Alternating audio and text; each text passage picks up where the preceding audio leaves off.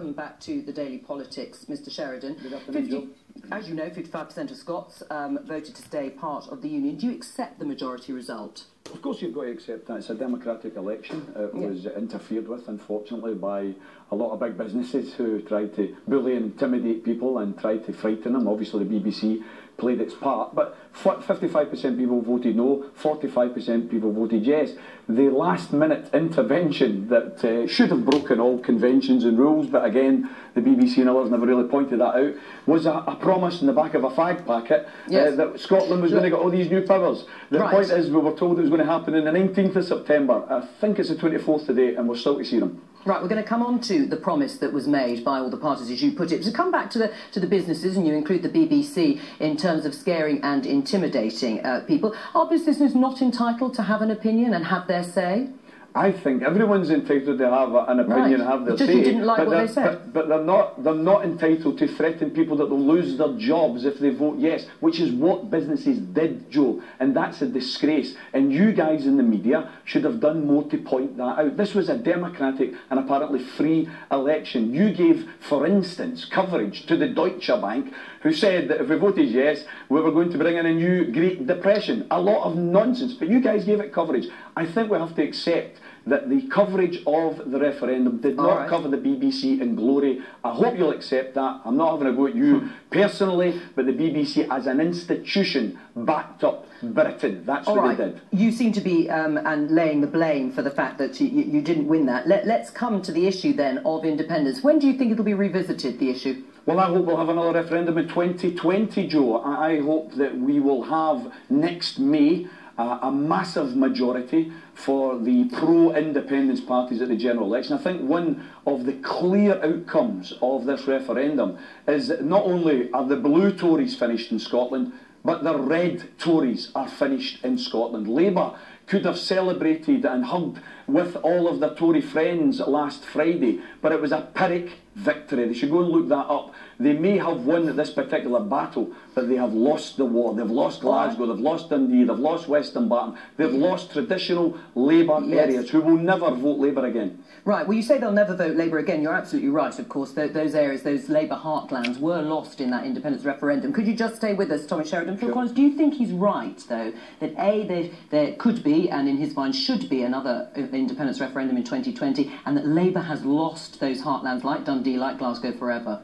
No, I don't think they've lost them forever, but I do think Tommy's right that there's a severe threat to Labour in Scotland. I think that is one of the outcomes of the referendum campaign. I think Labour people are very concerned about that. Whether there'll be another referendum that quickly, I doubt. I suspect the argument for independence will get weaker as Scotland gets older and the oil supplies run down, but it's perfectly reasonable to campaign for another referendum. However, to patronise everybody as if the Scottish people are dupes who simply see what is on the telly and read what is in the paper and do as they're told, I think is really patronising. Right, and everybody did say, Tommy Sheridan, that it was amazing to see so many people engaged in the debate on both sides. When it comes to the negotiations with the UK parties over reform, do you have any trust that reform will be delivered?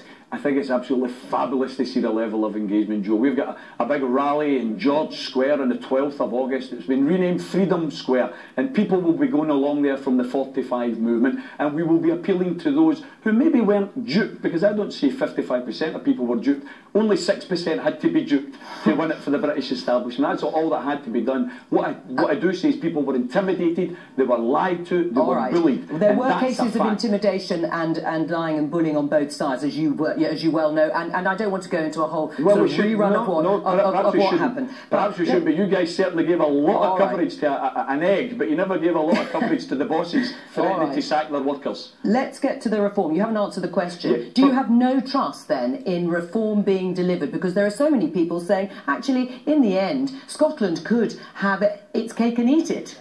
Listen, Joe, what the people of Scotland, what the 1.6 million people who voted for independence last week want, is they want a country that doesn't cut essential services, that doesn't slash welfare spending, doesn't spend money on nuclear weapons. But the point is, what we are going to get, regardless of who wins the Westminster election, regardless whether it's the blue Tories or the red Tories, we are going to get another package of cuts, and I hope the SNP aren't going to implement them. We need a fight back. Well, and the point is, Phil Collins, that actually there are new powers on the way. Yes, agreement has to be thrashed out. It may well be Nicola Sturgeon that is doing that on behalf of the SNP. But new powers will come to Scotland, and they'll be able to make choices over how they raise income tax, for example, to pay for things like the NHS. Absolutely. The new powers will probably be very extensive. They'll absolutely be delivered because they're bound to be, because the Westminster parties would be ridiculous not to redeem the promise that was made. So it has to happen, and there will be extensive new powers. And if they go as far as to give them full control over income tax,